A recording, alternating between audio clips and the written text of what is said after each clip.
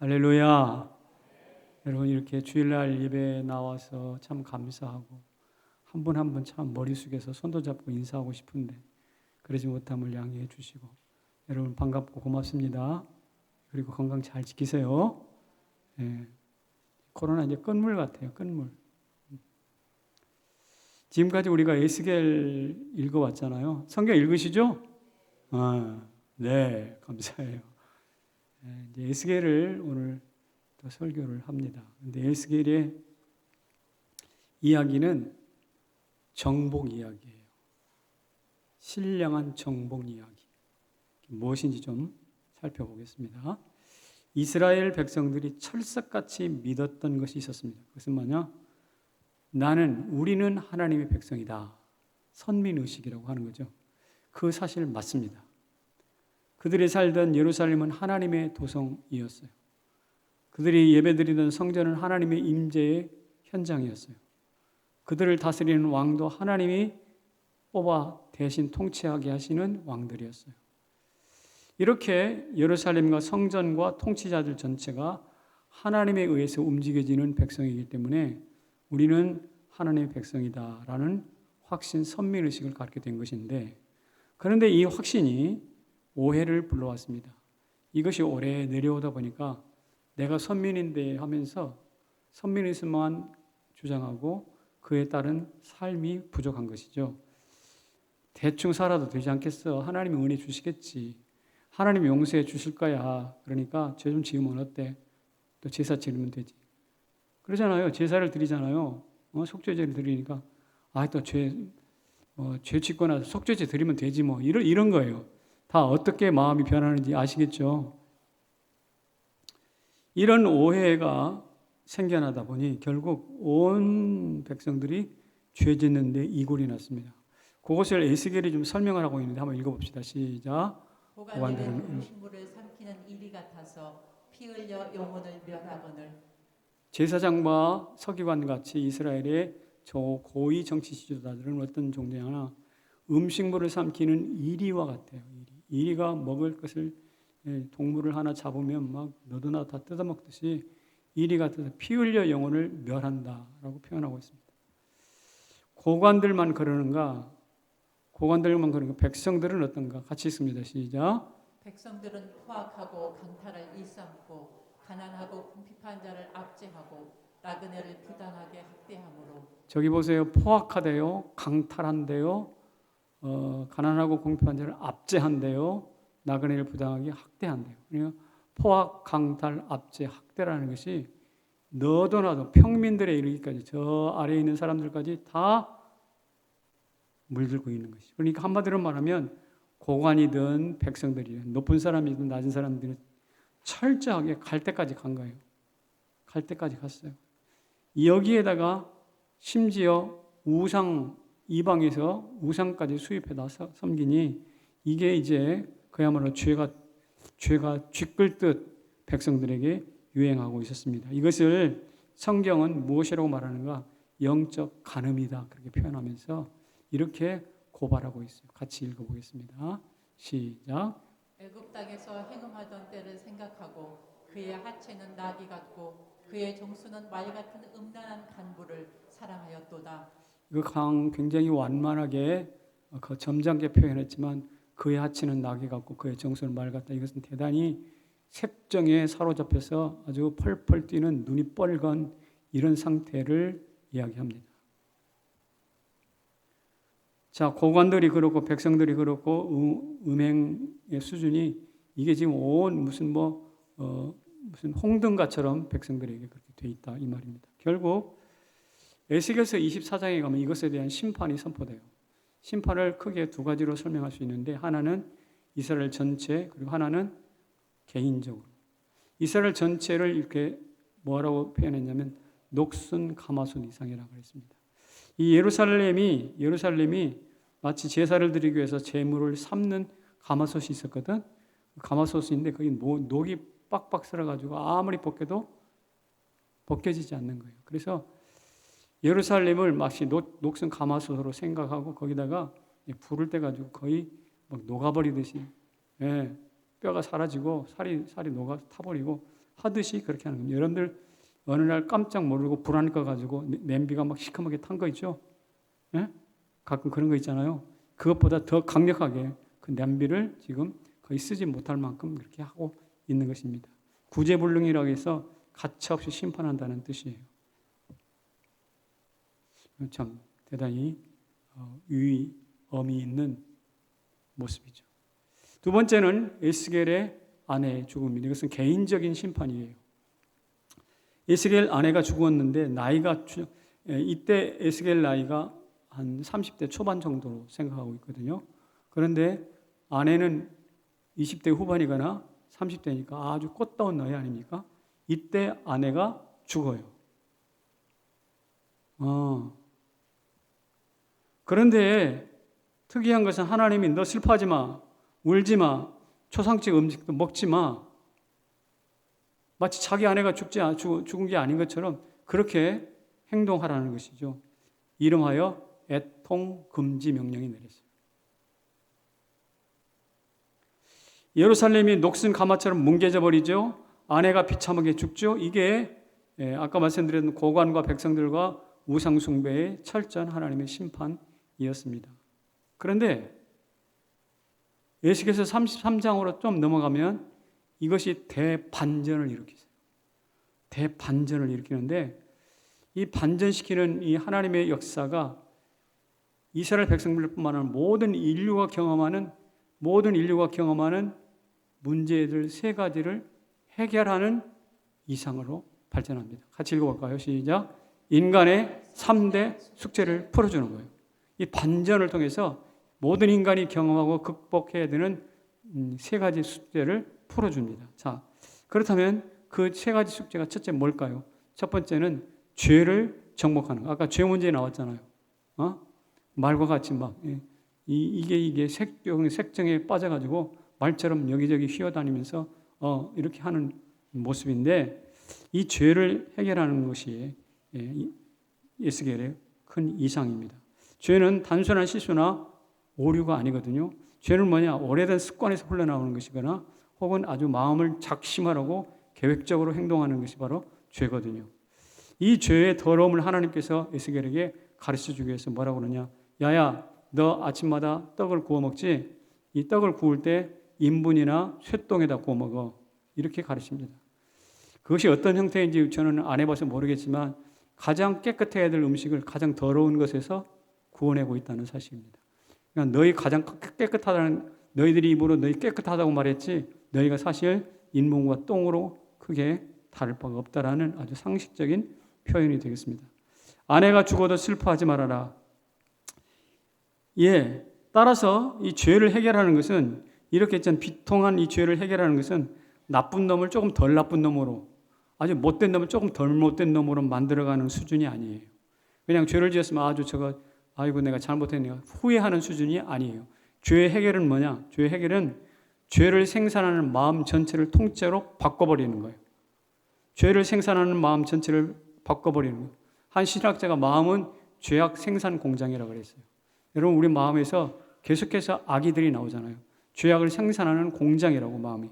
그러니까 이 죄악 생산하는 공장을 어떻게 하는가? 깨트려버리고 그 안에서 사랑과 선의와 순종을 생산하는 공장으로 바꾸는 거예요. 이게 바로 죄의 해결 방법입니다. 자, 그렇다면 어떻게 하는가? 이렇게 해요. 같이 읽어봅시다. 깨졌다. 우리가 옛날에 깨졌다고 은혜 받고 깨졌다고 그러잖아요. 그것은 뭐냐?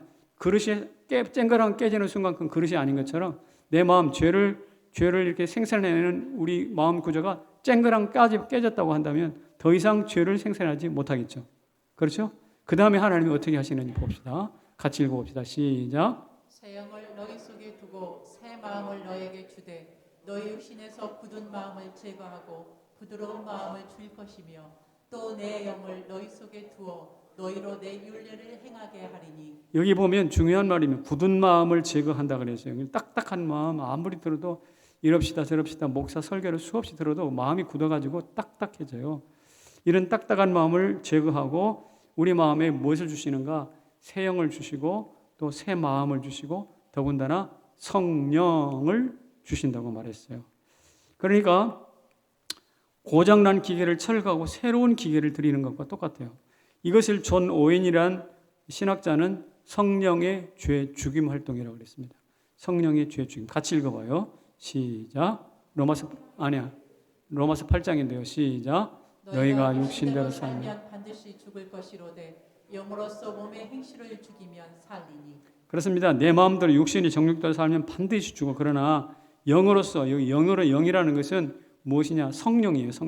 성령으로서 몸의 행실을 죽이면 살게 된다는 것입니다. 그러니까 우리가 예수 그리스도를 믿고 중생함으로써 새로운 영과 새로운 마음이 우리 가운데 주어져요. 더군다나 그것으로 끝나지 않고 우리 안에 하나님의 영 거룩한 성령이 부어져요. 그래서 내 새 마음과 새 영과 성령이 하나로 똘똘 뭉쳐서 3대1로 죄와 싸우는 거예요. 응? 이기겠어, 지겠어? 이기겠어, 지겠어? 안 해봐서 몰라? 주의 성령이 우리 가운데 계시니까 우리 마음속에서 죄악을 행사하는 그 공장 기계가, 녹슨 기계가 어떻게 해요? 깨트려졌어요. 그리고 새 마음, 새 영, 성령으로 말미암아 새로운 마음의 좌소가 생겼어요. 이런 역사가, 이런 대대적인 혁신이, 대대적인 새로움이 우리 모두에게 있기를 주의 이름으로 축원합니다.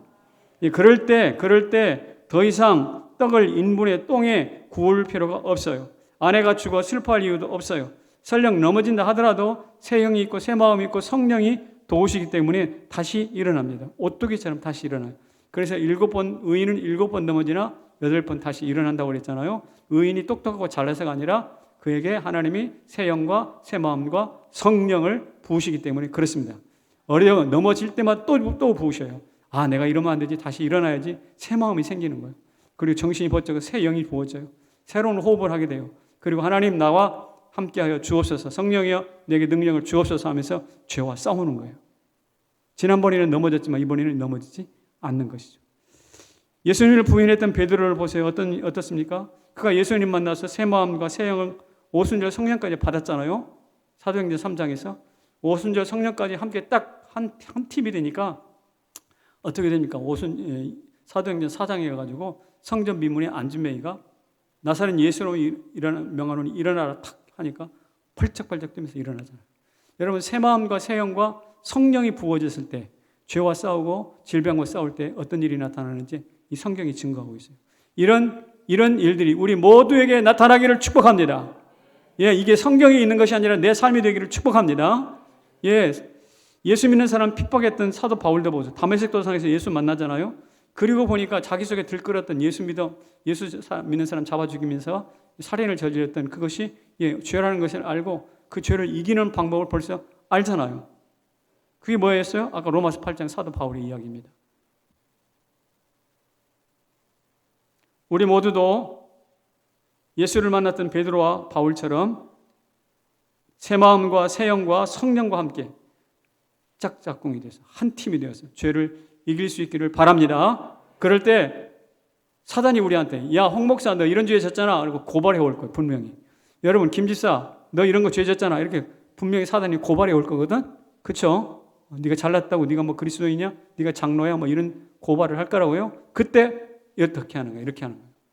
시작. 사단이 절망에 밀어넣을 때, 죄를 들춰낼 때 나는 위를 바라본다. 그리고 거기 모든 죄를 끝내버린 성자 예수를 본다. 사단이 와가지고 절망을 우리한테 밀어넣어요. 우리 죄를 들춰내요.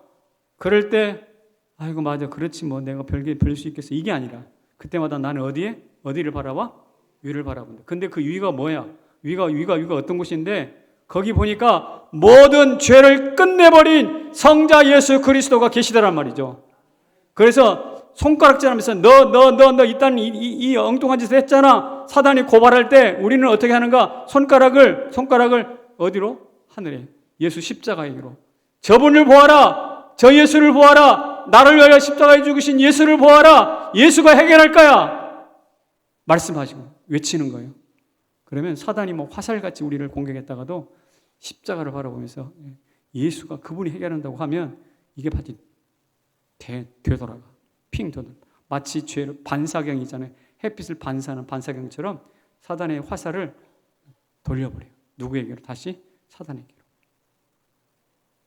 여러분들은 멋진 반사경, 사단의 고발을 반사시킬 수 있는 반사경을 가진 줄로 믿으세요?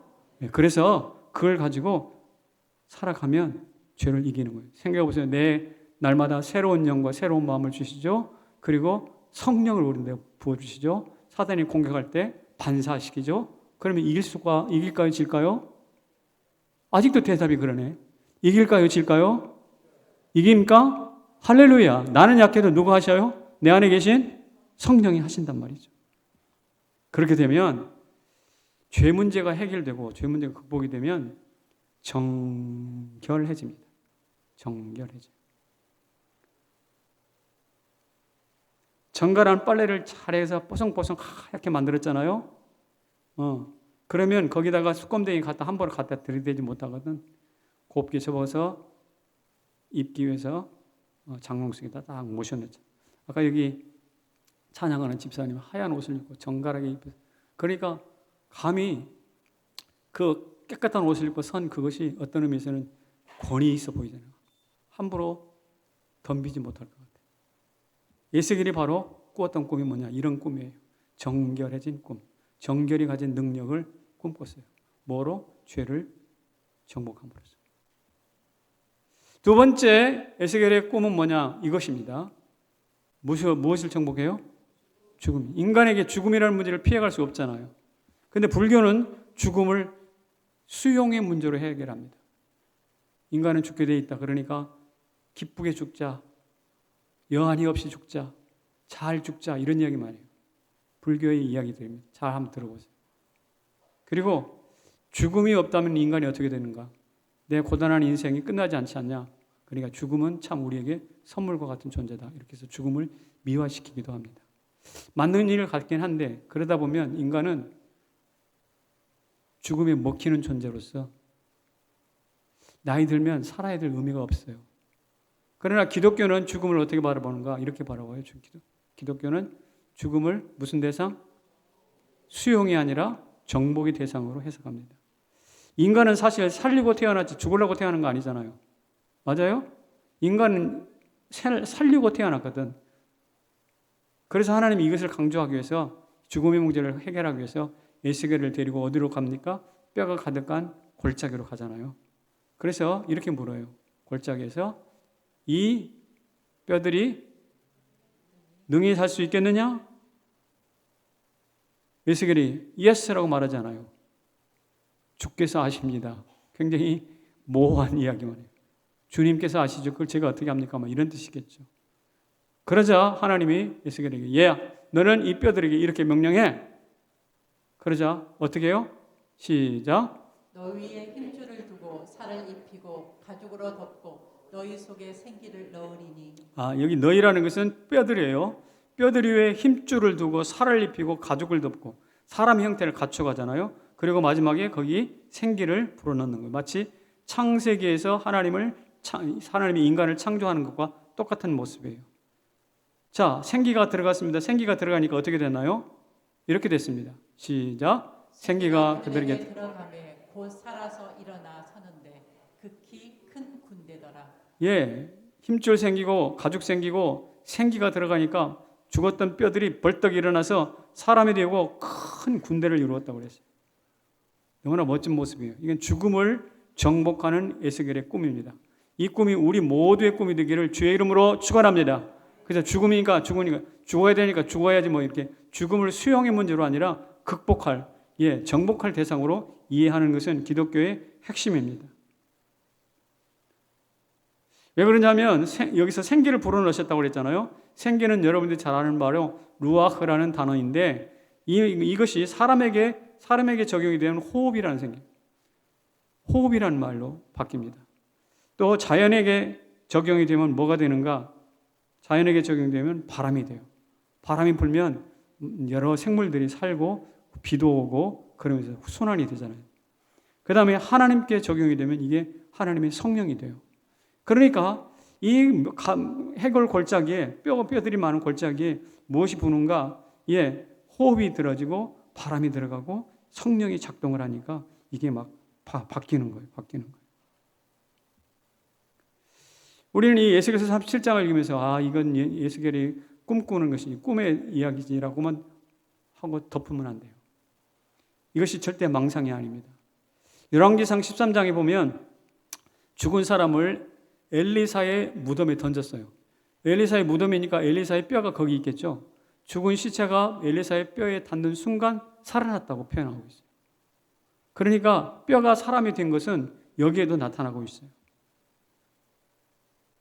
마른 뼈와 같은 이스라엘, 에스겔 골짜기 마른 뼈는 사실 포로된 이스라엘을 설명하는 거거든요. 이 마른 뼈와 같은 이들이 다시 벌떡 일어나서 자기 고향으로 돌아가는 그런 꿈입니다. 신약으로 들어오면 예수님께서 누구를 살리셨죠? 죽은 나사로를 살리셨어요. 요한복음 11장에서. 그리고 끝나셨나요? 아니요. 자신도 십자가에서 죽으셨어요. 그리고 살아나셨어요? 네. 그러면서 무엇을 설명하는가? 에스겔의 꿈이 단순한 꿈이 아니라는 거예요. 이것을 그래서 바울은 예수님의 죽음을 부활의 첫 열매다 그렇게 표현했거든요. 로마서 8장 11절에 이런 말씀을 해놨습니다. 시작. 예수를 죽은 자 가운데서 살리신 이의 영이 너희 안에 거하시면 그리스도 예수를 죽은 자 가운데서 살리신 이가 너희 안에 거하시는 그의 영으로 말미암아 너희 죽을 몸도 살리시리라. 복잡한 말인데 여기 핵심이 이겁니다. 하나님을이라고 하면 되는데 하나님을 뭐라고 표현하는가? 예수를 죽은 자 가운데서 살리신 이 누구야? 성부 하나님이세요. 그 하나님이 우리 안에 당신의 영을 부어서 우리 안에 거하시면 예수를 죽은 자 가운데 살리시니 곧 성부 하나님께서 너희 안에 거하시는 그의 성령으로 말미암아 중요한 것입니다. 너희 죽을 몸도 살리시리라. 할렐루야.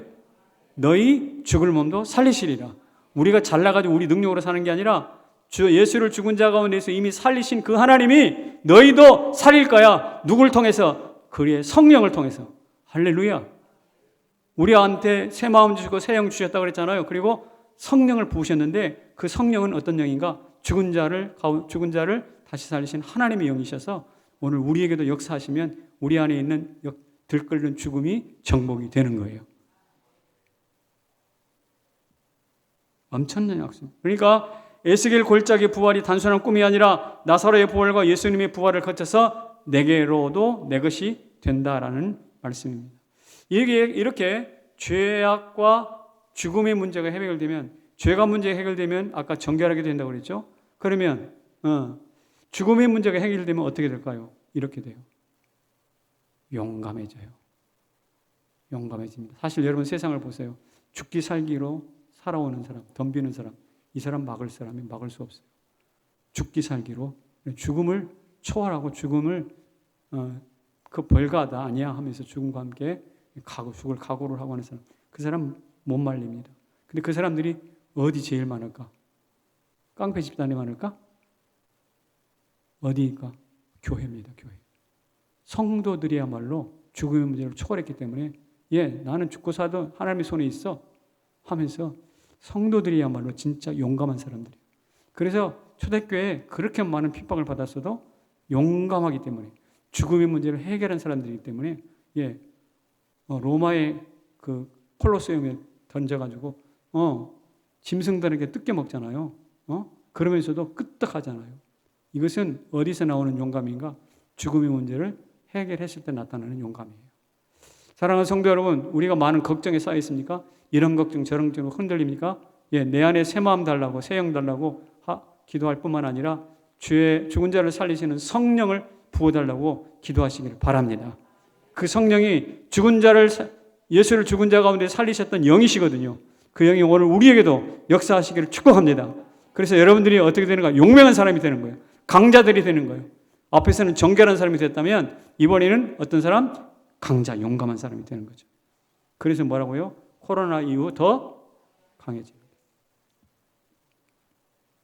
세 번째 해결하는 것이 무엇이냐면 분쟁이에요.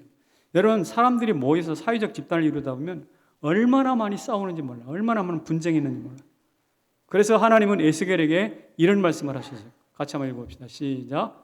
너는 막대기 하나를 가져다가 그 위에 유다와 그 짝 이스라엘 자손이라 쓰고 또 다른 막대기 하나를 가지고 그 위에 에브라임의 막대기 곧 요셉과 그 짝 온 이스라엘 족속이라 쓰고 그 막대기들을 서로 합하여 하나가 되게 하라. 네, 막대기를 두 개를 구해서 하나에는 유다와 그들의 짝, 하나에는 에브라임과 그들의 짝이라고 써서 이 막대를 어떻게 연합해서 하나로 만들어라, 이렇게 말씀을 하셨어요. 이것은 뭐냐? 이미 망해버린, 이 당시로부터 150년 전에 BC 722년 전에 망해버린 이스라엘을 하나님이 기억하셔가지고 150년 전에 죽었던 이스라엘을 다시 회상하시면서 유다와 같이 하나로 만드시겠다는 거예요. 그러니까 위대한 연합, 분열이 아니라 위대한 연합을 꿈꾸시는 거예요. 멋지지 않나요? 우리도 남과 북이 나뉘어져 있어요. 참 안타까운 일인데 오늘 이 말씀은 대단히 큰 위로와 도전이 됩니다. 우리 민족도 남과 북을 남쪽 막대, 북쪽 막대 해가지고 하나로 연결시켰으면 좋겠어요. 이런 꿈이 우리 가운데 있었으면 좋겠다 이 말이죠. 사실 깨트리고 나뉘는 것은 단 1초입니다. 여러분, 제가 이 컵이 있는데 이거 컵을 깨트리는 것은 던지면 돼요. 1초도 안 걸려요, 사실은. 근데 이것을 만드는 것은 어떻게 되나요? 몇 날 며칠이 걸린단 말이죠. 분리하는 것 쉬워요. 그러나 하나 되는 것 굉장히 어렵습니다. 그런데 그 어려운 일을 하나님이 해내시겠다는 거예요. 우리가 남북으로 나뉜 지가 76년이 됐더만요. 우리 70년 포로가 되었는데 하나님, 우리도 이제 다시 하나가 되게 해 주시옵소서. 그렇게 기도하기를 소망합니다. 제가 볼 때 통일을 그래도 갈망하고 기도하는 사람들은 교회에 제일 많은 것 같아요. 요새 젊은이들이나 몇몇 사람들은 통일 바라지 않거든요. 이건 계속 분리자들이에요. 그건 건강치가 않아요. 어느 선교사님이 키르기스탄에서 17년 동안 선교센터를 짓고 결혼도 안 하고 어린이 사역을 참 잘했어요. 그런데 어느 날 하나님이 너 북한을 위해서 여기 사역 정리하고 북한으로 가라. 고민이 됐어요. 이게 하나님이 뭡니까? 이게 뭡니까? 여기 지금 내가 젊음을 다 바쳐서 센터를 만들어 해놨는데 여긴 다 됐다는 거예요. 여기는 다른 사람이 맡기고 너는 북한으로 가라.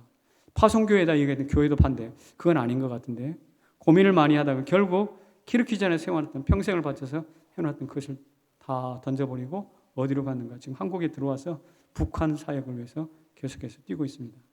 왜 이분이 이런 생각을 했을까요? 오늘 이 말씀이 두 막대기를 하나로 연결하라는 이 말씀이 그를 움직였던 거예요. 우리 교회도 우리 표장로님을 비롯해서 북한을 위해서 기도하시는 분들이 요소요소에서 많이 있습니다. 여러분, 이 연합을 위해서 좀 기도해 주시기를 주님의 이름으로 축원합니다. 예, 우리가 이런 분열을 극복하고 연합을 하면 어떻게 될까요? 강성해져요. 자, 죄를 이기면, 죄를 정복하면 뭐 해졌죠? 정결해졌죠. 죽음을 정복하면 뭐 해졌죠? 용감해졌어요. 자, 분열을 극복하면 강성해집니다. 조선 세종 때 어느 신하가 이렇게 상소문을 올렸어요. 저 남쪽에는 외놈들이, 저 북쪽에는 여진족들이 침입해가지고 자산 피해가 엄청난데 국경이 소란스러운데 백성들이 고통을 당하니 우리 저들과 소통을 끊어버립시다. 그러니까 쇄국 정책을 간언했어요. 그때 세종이 뭐라고 했을까요? 그럽시다 그랬을까요? 아니요. 이렇게 말했어요. 은위병용. 은혜를 베풀면 서로 기쁠 것이다. 위력이 있으면 저들을 두렵게 할 수 있거든요. 그러니까 따뜻한 마음으로 저들을 보듬어 주되 단 위력을 길러서 저들을 제압도 해야 합니다. 이렇게 이야기를 했어요. 그러니까 쇄국이 아니라 오히려 포용이에요. 포용. 이것을 세종 치세에 계속해서 성취를 하니까 나중에 중국이 저 조선이 저렇게 되면 대단히 커지겠구나라고 두려움을 느꼈다는 거예요. 그리고 심지어 많은 사람들이 조선으로 귀화를 해요. 여진족도 귀화를 하고 일본 외놈들도 귀화를 하고 중국 사람들도 귀화하고 심지어 누구? 아랍인. 지금 파키스탄 그쪽 지방에 있는 사람들이 있죠. 이런 사람들이 중국으로 실크로드를 타고 왔다가 한국까지 왔는데 한국이 너무 좋으니까 뭐 해요? 귀화를 했다 이 말입니다. 엄청난 일 아닙니까? 여러분이 잘 아는 추국을 만드는 장영실이라는 사람이 있죠? 기억나세요?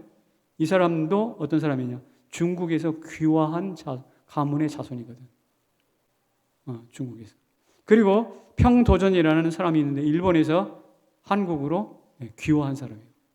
그래서 올 때 쾌속선, 그러니까 배가 빠르게 가는 구조를 설계도를 가져와서 한국에 공헌을 하고 자기가 일본에서 왔지만 왜구들과 싸웁니다. 대단한 일이잖아요. 세종치사가 유명한 것은 분열을 극복하고 하나됨을 추구했기 때문에 그래요. 그래서 세종시대 때가 굉장히 강한 나라가 됐거든. 반면에 탈리반은 어때? 요즘 탈리반. 사진 한번 볼까요? 저기 탈리반 집권한 지가 얼마 안 됐잖아요. 벌써 저렇게 딱 변했어요. 여러분 사진 보셨을 거예요, 언론에서. 옛날에는 미니스커트 입고 다니는 나라가 지금 저렇게 됐다고요.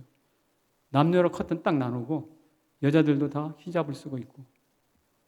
내 편과 내 편, 남과 여로 구분하고 나누고 분리하는 거거든요. 저런 종족, 저런 정권은 오래 가지 못해요. 왜? 점점 갈수록 힘이 없어집니다. 우리도 큰 공동체는 아니지만 다락방이라든지 교회 안에서 혹시 내 마음에 맞지 않는 분들이 있어요, 사실은. 그럴 때 여러분들은 길을 쓰고 뭐 해요? 그들과 연합하고 하나 되시기를 축복합니다. 막대기를 갖다 놓고 이 두 개를 하나로 만들려면 얼마나 또 공정이 필요하겠습니까? 그 일들을 지금 하는 거예요, 우리도. 제가 지금까지 세 가지 이야기했어요. 정복, 첫 번째 죄, 두 번째 죽음, 세 번째 분열. 이것을 정복하면 첫째 어떻게 되는가? 정결해진다고 그랬죠. 두 번째 용감해진다고 그랬죠. 세 번째 강상해진다고 그랬어요. 이런 은혜가 있기를 주의 이름으로 축원합니다. 이게 바로 누구냐?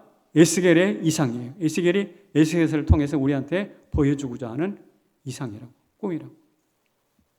그런데 말입니다. 이것이 각각 뿔뿔이 세 가지가 흩어져서 있는 게 아니고 이 세 가지가 최종적으로 모이는 장소가 있어요. 죄를 이기는 것, 그 다음에 죽음을 이기는 것, 그리고 분열을 이기는 것이 하나로 모여지는 것입니다. 그래서 거기서 정결하고 용감하고 강상한 것이 하나로 막 이렇게 엉켜서 더 큰 것이 돼요. 그 장소가 어딜까요? 그 장소가 바로 여기예요. 거기 성전에서 완성되는 거예요. 포로된 지 25년 될 때 하나님께서 에스겔을 예루살렘으로 데려갑니다. 같이 봅시다. 시작. 하나님이 이상 중에 나를 데리고 이스라엘 땅에 이르러 나를 높은 산 위에 내려놓으시는데 성읍 형상 같은 것이 있더라. 하나님이 이상 중에 마치 헬리콥터를 쭉 가듯이 가가지고 매우 높은 산, 아마 예루살렘이겠죠. 높은 산 위에 내려놨는데 성읍 형상 같은 것이 하나 있더라. 이 성읍 형상이라는 것이 바로 성전입니다. 거기에 내려가지고 성전 동문을 통해서 들어가서 성전 내부를 다 보는 것입니다. 성소도 보고 지성소도 보고 골방들도 보고 번제단도 보고 제사장 방들도 다 들여다봅니다. 한번 사진을 한번 볼까요? 저거예요. 이쪽에서 들어가는 거예요. 동편문이거든. 그래가지고 저 위쪽으로 내려갔다가 아래쪽으로 내려와서 그 성전 지성소, 성소 지성소 안에 들어갑니다. 그리고 다시 나와가지고 저 동편문으로 빠져나가는 저게 에스겔이 움직였던 동선이에요. 나중에 여러분 기회가 되면 찾아보세요.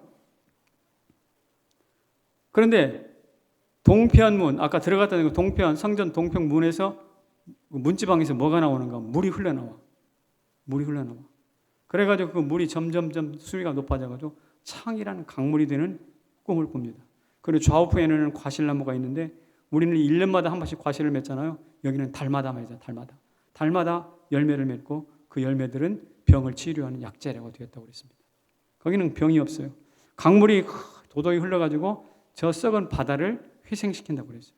물고기가 펄떡펄떡 뛰면서 놀고 있습니다. 여러분 강에 나무 숲이 있고 물은 맑고 물고기는 펄떡 뛰고 거기는 약재료가 있고 여러분 이게 무슨 이상입니까? 그리고 나중에는 지파들마다 땅을 나누어 주는 장면이 나옵니다. 이런 아름다운 이상을 꿈꾸면서 마지막에 딱 점찍듯이 뭐라고 그러는가? 이렇게 말해요. 거기 계신 하나님 여호와 삼마. 여호와 삼마 하나님이 거기 계시도다. 그것이 바로 어디냐? 하나님이 에스겔에 보여줬던 성전입니다. 성전. 거기 하나님이 계신 성전. 그리고 에스겔이 딱 맞춰져요. 그러니까 성전이 대단히 중요한 거예요. 성전 안에서 뭐가 이루어지는가? 죄의 극복이 나타나고 죽음을 정복하고 분열을 정복하는 것이 어디서 나타난다? 성전에서 나타난다. 하나님이 계시는 성전. 가만히 생각해 보세요. 교회 안에서 죄 문제 해결, 죄 이야기 제일 많이 하잖아요. 교회 안에서는 세상의 죽음에 대해서 공격적으로 이야기하는 종교단체가 어디 있어요? 기독교밖에 없어요. 교회밖에 없어요. 그리고 분열이 아니라 서로 연합을 그렇게 강조하는 곳이 어디 있어요? 교회밖에 없어요. 한번 읽어볼까요? 시작. 교회는 천국, 지상 출장소. 하늘나라 예수님이 꿈꾸었던 그 천국 같은 것이 있는데 그것의 출장소 같은 곳이 바로 교회라는 것이죠. 그래서 여러분과 저는 교회를 바라보는 눈을 좀 바꿔야 돼요. 성도는 천국 가기 전에 꼭 교회를 경험시켜요. 하나님은 참 특이하셔요. 하나님은 교회도 안 나오고 그런 게 아니라 교회를 경험시켜서 그 다음에 천국으로 보내요. 마치 에스겔을 데려가다가 미리 성전을 좀 보여주고 그 꿈을 꾸게 하시는 것처럼 우리는 에스겔을 성전이 아니라 교회를 경험하면서 하나님의 영원한 생명을 꿈꾸게 되는 것이죠. 그래서 중요한 것입니다. 성도는 교회 없이 완성되지 않아요. 성도는 교회 없이 완성되지 않습니다. 에스겔의 꿈은 하나님의 거룩한 성전 없이 완성되지 않는다. 그 성전에 계신 여호와 산마를 통하지 않고는 완성되지 않는 것처럼 오늘 그래요. 학생들이 학교가 없이는 지적 성장을 할 수가 없어요. 성도들은 교회 없이 영적 성장을 할 수가 없어요. 똑같은 원리입니다. 그래서 좋은 교회를 만나는 것은 대단히 중요한 거예요. 여러분들에게 묻겠습니다. 여러분들은 좋은 교회를 만나셨나요? 에이, 제 앞이니까 그냥 다시 스스로 한번 생각해 보세요. 나는 좋은 교회를 만나셨나요? 아멘. 정말 그렇게 되기를 소망합니다. 우리 교회가 부족한 거 많이 있어요. 그러나 세 가지가 있으면 돼. 그 교회 안에 뭐가? 죄를 극복하고 또 죽음을 극복하고 죽음 우습게 여기고 그 다음에 분열하지 않고 서로 하나가 되고 그러면 그게 좋은 교회거든. 근데 우리 교회 당회원들 사랑합니다. 한 번도 서로 찌각찌각 이런 적이 없어요. 지금까지. 다락방 안에서 우리 교회처럼 평화로운 교회가 없어요. 사실 우리 교회 사이즈가 대단히 싸우기 좋은, 쌈박질하기 좋은 사이즈거든. 그런데 우리 교회가 그런 게 없어. 할렐루야. 우리가 잘나서 그런 게 아니라 죄 문제와 죽음의 문제와 분열의 문제를 성령으로 더불어서 해결하기 때문에 그런 줄로 믿습니다. 이것이 어디서 해결되는가? 그러므로 교회 없이 성도의 삶은 완성되지 않는 것처럼 여러분들이 성남제일교회를 통해서 그 일들을 이루어 가시기를 축복합니다. 우리가 교회를 보는 눈이 좀 독특해야 되는데 새로워져야 되는데요. 요한복음 4장에 보면은 예수님이 사마리아 여인을 만나는 기록이 나와요. 맞죠? 그러면서 사마리아 여인한테 이랍니다. 야곱의 우물보다 더 큰 이가 여기 있다. 바로 자신이에요. 요한복음 5장에서는 38년 된 병자, 베데스다 목가에 있는 병자를 만나는 장면이 나와요. 근데 너 못에 들어갈 필요 없어. 내가 고쳐줄게. 그러니까 치유의 셈인 베데스보다 더 크신 예수를 증거하는 거예요. 요한복음 7장에 가면 사람들이 실로암에 못에 가가지고 물을 떠다가 먹으려고 사람들이 줄을 지어서 가거든요. 그때 예수님이 뭐라고 그러는가? 실로암 물보다 내가 주는 물을 마셔라. 나는 내가 주는 물을 마시면 너희 배에서 생수의 강이 흘러나오리라. 이렇게 말했어요. 그러니까 생각해 보세요. 예수님이 야곱의 우물보다 크다. 베데스다 못보다 크다. 실로암 못보다 연못보다 크다라고 말씀하셨던 분이십니다. 대단히 당당한 표현이시죠. 그런데 이 예수님이 마태복음 18장 20절에서 이렇게 표현해요. 같이 한번 읽어봅시다. 시작. 두세 사람이 내 이름으로 모인 곳에는 나도 그들 중에 있느니라. 두세 사람이 내 이름으로 모인 곳, 거기 어딜까요? 지금 교회. 생각해 보십시오. 야곱의 우물보다 유대인들이 그렇게 크게 여기는 야곱의 우물 베데스다 실로암 연못보다 더 크신 예수 그분이 지금 어디 있다고? 초라하게 두세 사람이 모인 그곳에 교회에 함께 있다는 거예요. 그러므로 이 자리는 숫자에 관계없이 거룩한 하나님께서 함께 하시니까 어떤 곳입니까? 강력한 곳이에요. 은혜로운 곳이에요. 축복된 곳이에요. 하나님께서 성전을 보여주시고 내가 거기 있다라고 설명하셨잖아요. 예수님께서도 많이 크신 분이시지만, 크신 하나님이시지만 두세 사람 모인 곳에 거기 있다 그랬어요.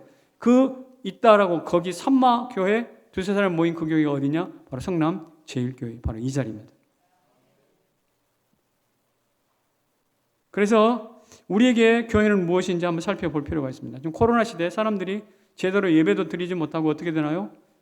띄엄띄엄 앉아가지고 지금 초라하게 퇴락했어요.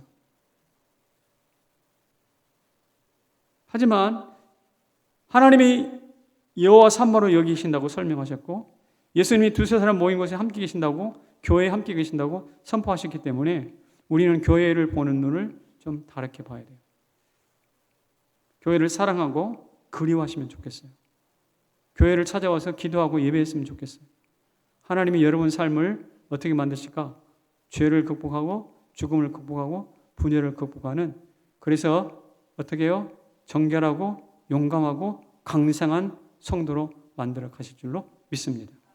그래서 이 한 3주 전에 제가 개인적으로 하나님 앞에 머물며 기도하는 동안에, 야, 느헤미야 프로젝트 너 기도해봐. 성도들이 지금 교회에 제대로 못 나와서 좀 갈급해하고 있는데 개인적으로 와서 기도할 수 있는 프로그램을 만들어봐.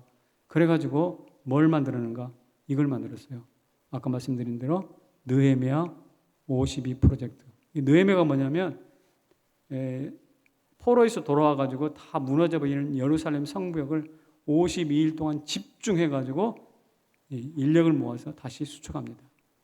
무너져버린 것을 다시 수축, 짱짱하게. 이게 느헤미야 52일 프로젝트인데 네가 한번 그렇게 해보자. 그래서 마침 우리 교회가 설립 52주년이야.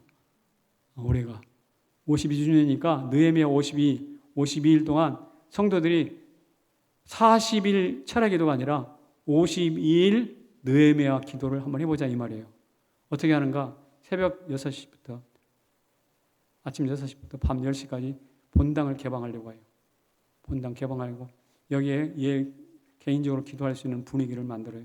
찬양도 틀어주고 기도할 수 있는 등도 만들어 곳곳에 한 3, 40개 다 해놓고, 그래서 오시는 분이 그곳에 잘 앉아서 단 5분이든 10분이든 5시간이든 2시간이든 기도하고 가는 거예요. 출근 전에 먼저 교회 와서 기도하고 가든지, 아니면 퇴근해서 와서 기도하고 가든지, 아니면 시간이 자유로운 분들은 낮에 와서 기도하시든지, 하여튼 6시부터 아침 6시부터 밤 10시까지 와가지고 기도하는 거예요. 기도하면서 무엇을 하는가? 에스겔의 은혜, 거기 계셨던 은혜, 여호와 산마의 은혜, 그 하나님을 내가 만나게 하여 주옵소서. 그래서 그 하나님을 만날 때 어떻게 됐을까요? 죄를 이겼어요. 어떻게 됐을까요? 죽음을 이겼어요. 어떻게 됐을까요? 분열을 이겼어요. 그래서 정결해졌어요. 그래서 용감해졌어요. 그래서 강성해졌어요. 이 세 가지 열매가 느헤미야 프로젝트로 이 자리를 지키는 우리들에게 성남 제1교회에 나타나기를 소망합니다. 여러분의 삶에도 나타나기를 소망합니다. 그래서 제가 하나님, 맞아요. 그래서 언제냐면 추석 지나고 나면 그 다음 주부터 추수감사 주일 직전까지가 딱 52일이야. 추석 지난 그 다음 주일 지난 그날부터 참 묘하죠? 추수감사 직전까지 딱 52일이라고 하나님이 절묘하게 만들어놨어요. 52주년 된 교회가 느헤미야 52 프로젝트를 가지고 52일 동안 추석 지나고 추수감사 직전까지 하는 거예요. 여러분 개념을 아셨어요? 그래서 여러분들이 편한 시간에 나와서 기도하는 거예요. 그러면 여호와 산마의 역사, 느헤미야, 에스겔의 그 꿈이 우리 모두에게 주어질 줄로 믿습니다. 그래서 어떻게 돼요? 우리도 죄를 이기고 정결해지죠. 죽음을 이기고 용맹해지죠. 분열을 이기고 강성해지는 축복, 우리에게 모두 나타나기를 주의 이름으로 축원합니다. 이 이야기 말하고 마칠게요. 제가 청소년 때 매일같이 아침 새벽 기도하고 학교 갔어요. 고3 때 그것도 도시락 2개 싸가지고 매일같이 새벽 기도 가서 잠깐 같이 참석하고 학교로 갔어요. 또 학교 갔다 와서 교회를 잠깐 들렸다가 그리고 갔어요. 제 후배들도, 제 그 조그마한 교회 한 100명 정도 모이지 않는 교회인데 제 후배들도 그런 일들을 같이 배워서 했습니다. 그런데 이렇게 교회를 들락날락 하면서 하루 종일 왔다 갔다 하는 그 청년들이 어떻게 됐을까? 100명밖에 안 되니까 교회 전체 수가. 청년들은 그보다 더 적겠죠. 그런데 그곳에서 말입니다. 목사가 3사람이 나왔어요. 학교 교장이 한 사람 나왔어요. 그리고 삼성, 포스코, 대한항공, 수자원공사 간부, 청와대 출입기자, 출판사 사장. 제가 아는 범위만 그래요. 이 외에도 더 있겠죠. 여러분, 제가 어디 살았냐면 봉천동 살았어요. 봉천동이 어떤지 아시죠? 정말 철거민촌이에요. 인생의 고난과 눈물은 다 있는 곳이에요. 성남하고 비슷할 수 있어요. 인생의 최하층들이었어요. 그런데 그곳에서 하나님의 성전을 들락날락 그렇게 살았어요. 그런데 그들에게 하나님이 어떻게 하셨는가? 지금 사회의 굵직한 자리에서 사역 활동하고 있어요. 이게 뭐냐? 여호와 삼마의 은혜예요. 이런 은혜가 우리와 우리 자녀들에게 나타나기를 축복합니다. 느헤미야 52 프로젝트를 통해서 여러분 암담한 우리의 미래가 환히 밝아지고 코로나 이후에 더 강력한 교회와 가정이 되시기를 주의 이름으로 축원합니다. 여기에 많이 동참하세요. 다시 일어납시다. 찬송합시다.